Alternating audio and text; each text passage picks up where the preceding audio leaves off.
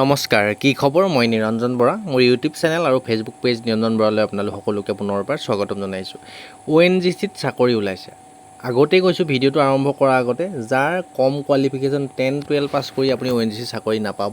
যদি আপুনি চাব বিচাৰে ONGC চাকৰি পাবলৈ হ'লে কোৱালিফিকেশ্যন কেনেকুৱা লাগে বা চিলেকশ্যন প্ৰচেছটো কেনেকুৱা লাগে, কি হয় বা কি কোৱালিফিকেশ্যন এক্সট্ৰা লাগিব, লগতে চিলেকশ্যনটো কেনেকৈ হ'ব, ইণ্টাৰভিউটো কেনেকুৱা প্ৰচেছত হ'ব, এক্সাম কি হ'ব, এইখিনি তথ্য যদি জানি থ'ব বিচাৰে আপুনি তেতিয়াহে ভিডিঅ'টো চাব। আৰু ভিডিঅ'টো অকণমান শ্বেয়াৰ কৰি দিব। যিসকল দাদা বাইদেউ, ঘৰৰ পৰিয়ালৰ সদস্য, ভাইটি ভণ্টি, সম্বন্ধীয় কোনোবা যদি এনেধৰণৰ কোৱালিফিকেশ্যন আছে, আপোনালোকৰ ভিডিঅ'টো অকণমান শ্বেয়াৰ কৰি দিব ভিডিঅ'টো চাই শেষ হোৱাৰ পিছত। তাৰ আগতে যিসকলে মোৰ ইউটিউব চেনেলত এতিয়ালৈকে ভিডিঅ' চাই থাকে, আপোনালোকে ছাবস্ক্ৰাইব যদি কৰি লোৱা নাই, ফেচবুক পেজত যদি ভিডিঅ'টো চাই আছে ফ'ল' যদি কৰি ৰখা নাই, চাকৰি ৰিলেটেড ইনফৰ্মেটিভ ভিডিঅ'সমূহ যদি পাই থাকিব বিচাৰে তেন্তে ছাবস্ক্ৰাইব কৰি ল'ব ইউটিউবত চাই থাকিলে, আৰু ফেচবুক পেজত চাই থাকিলে ফেচবুক পেজটো ফ'ল' কৰিবলৈ নাপাহৰিব। আহক এতিয়া ভিডিঅ'টো আৰম্ভ কৰোঁ। গোটেইখিনি ডিটেইলছত মই কৈ আছোঁ।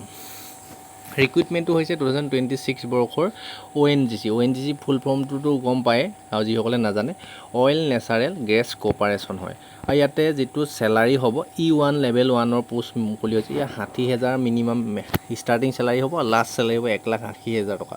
আৰু যিখিনি আদাৰ এলাউঞ্চ যিখিনি থাকে গোটেইখিনি মিলাই মেলি যথেষ্ট আপুনি লাখ টকা দৰমহা পাব। আপুনি 80,000, 90,000 বা 1 লাখ টকা ষ্টাৰ্টিঙতে আপোনালোকে চেলাৰী পাব। লাষ্ট ফিনিচিং যেতিয়া হ'ব 1,80,000 লগত প্লাছ কৰিব 2 লাখ, আপোনাৰ 2.5 লাখ টকা চেলাৰী হ'বগৈ। ইয়াতে পোষ্টখিনি চাই লওক কি পোষ্ট আহিছে। পোষ্ট আহিছে পেট্ৰলিয়াম ইঞ্জিনিয়াৰ, তাৰপিছত mechanical engineer, chemical engineer, instrumental engineer আৰু জিঅ'লজি পোষ্ট মুকলি হৈছে। আৰু কোৱালিফিকেশ্যনখিনি চাই লওক, পোষ্টৰ সংখ্যাটো অলপ কম আছে। আৰু ONGC এইখিনি পোষ্টৰ এনেধৰণে ইমানেই পোষ্ট ওলায়, ইয়াতকৈ বৰ বেছি পোষ্ট দেখায় কিন্তু নাযায়, প্ৰতি বছৰে ওলাই থাকে বা 2-3 বছৰৰ মূৰত যিখিনি পোষ্ট ওলায়।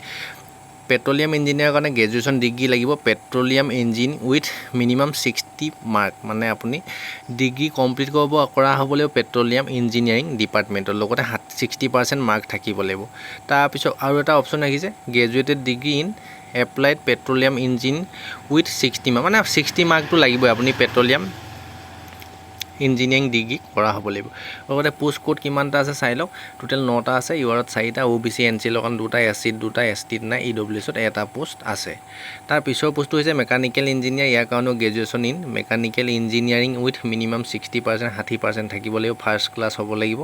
লগতে 12টা পোষ্ট আছে আনৰিজাৰ্ভত। OBC NCলত 6টা, SCৰ কাৰণে 1টা পোষ্ট, 5টা পোষ্ট আছে, আৰু STৰ কাৰণে 1টা, EWSত 3টা, টোটেল 27টা পোষ্ট আছে। তাৰপৰা কেমিকেল ইঞ্জিনিয়াৰিঙত পোষ্ট আছে, তাতো একে গ্ৰেজুৱেশ্যন ডিগ্ৰী লাগিব কেমিকেল ইঞ্জিনিয়াৰিং ডিপাৰ্টমেণ্টত উইথ 60% মাৰ্ক থাকিব লাগিব। ইউআৰত 4টা, OBC NCলত 4টা, SCত 1টা, STত 0 নাই, STত পোষ্ট নাই, EWSত 1টা, টোটেল 10টা পোষ্ট আছে।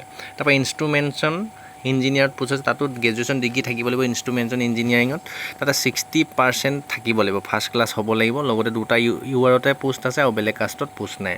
তাৰপৰা যিটো জিঅ'লজি ডিপাৰ্টমেণ্টৰ পোষ্ট আছে, তাতে আপোনালোকৰ কেইবাটাও কোৱালিফিকেশ্যন ৰাখিছে। Post graduated degree in geology with minimum 60% mark যদি আছে তেতিয়াও আপুনি কৰিব পাৰিব। তাৰপৰা MSc MTech petroleum Jio' science with minimum 60% যদি আছে তেতিয়াও এপ্লাই কৰিব পাৰিব।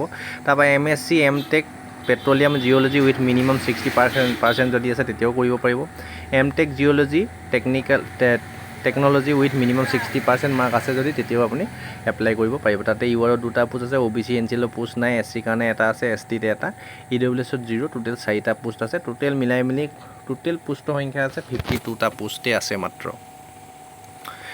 তাৰপিছতে বয়সটো চাই লওক, মিনিমাম 18 বছৰৰ পৰা আপোনালোকে এপ্লাই কৰিব পাৰিব এইখিনি পোষ্টত। আনৰিজাৰ্ভ আৰু EWSৰ মিনিমাম 26 ইয়াৰ্ছলৈকে এপ্লাই কৰিব পাৰিব। বাকী OBC NCলে 29 বছৰলৈকে, SC ST 31 বছৰলৈকে, PWD এনেকৈ এক্সট্ৰা যিখিনি এইজৰ ৰিলেক্সেশ্যন থাকে সেইখিনি স্ক্ৰীনশ্বট এটা মাৰি চাই ল'ব, এইটো হিচাপৰ ৰিলেক্সেশ্যন আছে এইজৰ ক্ষেত্ৰত। আৰু ইয়াতে এপ্লাই ডেটটো মষ্ট ইম্পৰ্টেণ্ট হ'ব। এপ্লাই ডেটটো কেতিয়াৰ পৰা চলি আছে এইখিনি কৈ আছোঁ, আপোনালোকে চাই লওক। আৰু চিলেকশ্যন প্ৰচেছটো মষ্ট ইম্পৰ্টেণ্ট, আপোনালোকে চাওক। চিলেকশ্যন প্ৰচেছটো হ'ব এনেধৰণৰ, প্ৰথমতে কম্পিউটাৰ বেছড টেষ্ট হ'ব, কম্পিউটাৰত এক্সাম হ'ব, তাৰপিছতে পাৰ্চনেল ইণ্টাৰভিউ হ'ব, তাৰপিছত মেডিকেল ফিটনেছ টেষ্ট। ONGC যিহেতু চাকৰি কৰিবলৈ হ'লে আপুনি মেডিকেলিও ফিট হ'ব লাগিব। বহুত যিবোৰ ওখ ড্ৰিলিং থাকে তাত উঠিব পাৰিব লাগিব, নামিব পাৰিব লাগিব, মূৰ ঘূৰালে নহ'ব, আপোনাৰ ফিজিকেলি মেডিকেলি পূৰা ফিট হ'ব লাগিব, তেতিয়াহে ONGC চাকৰি কৰিব পাৰিব। ইয়াতে চিলেবাছটো চাই লওক। CBT যিটো স্ক'ৰ আছিলে, তাত CBT এক্সামত 85 মাৰ্ক থাকিব, ইণ্টাৰভিউত 15 মাৰ্ক, টোটেল 100 মাৰ্ক থাকিব।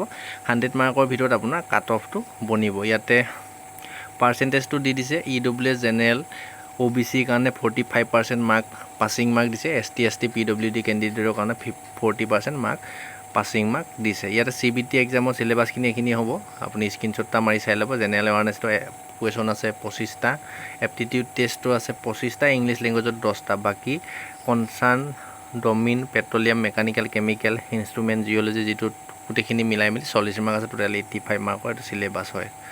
আৰু ইয়াতে ক'ত পোষ্ট আছে সেইখিনিও কৈ দিছে। টোটেল 18টা কাণ্ট্ৰিত আপোনাৰ চিটিত পোষ্ট আছে।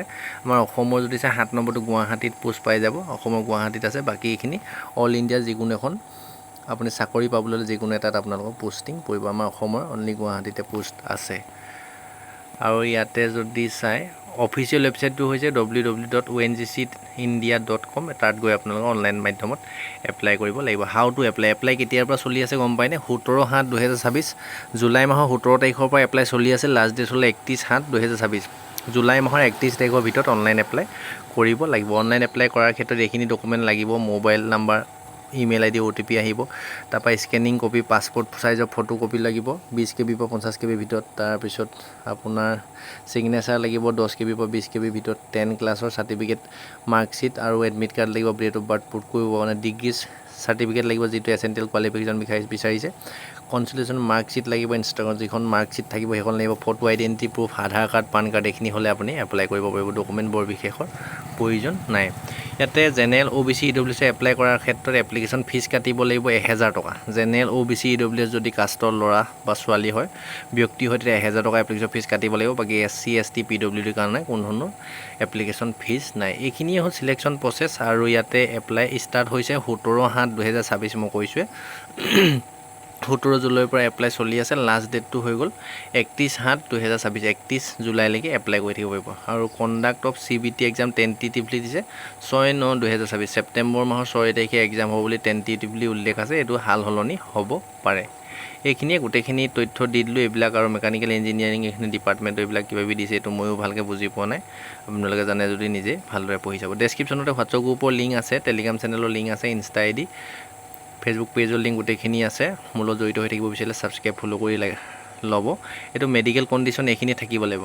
কমপ্লিট কালাৰ ব্ৰাইটনেছ থাকিব নোৱাৰিব। আপোনাৰ মেডিকেলি আৰু ফিজিকেলি ফিট হ'বই লাগিব ONGC চাকৰি কৰিবলৈ। এইখিনি স্ক্ৰীনশ্বট মাৰি যদি পঢ়ি চাব বিচাৰে পঢ়ি যাব।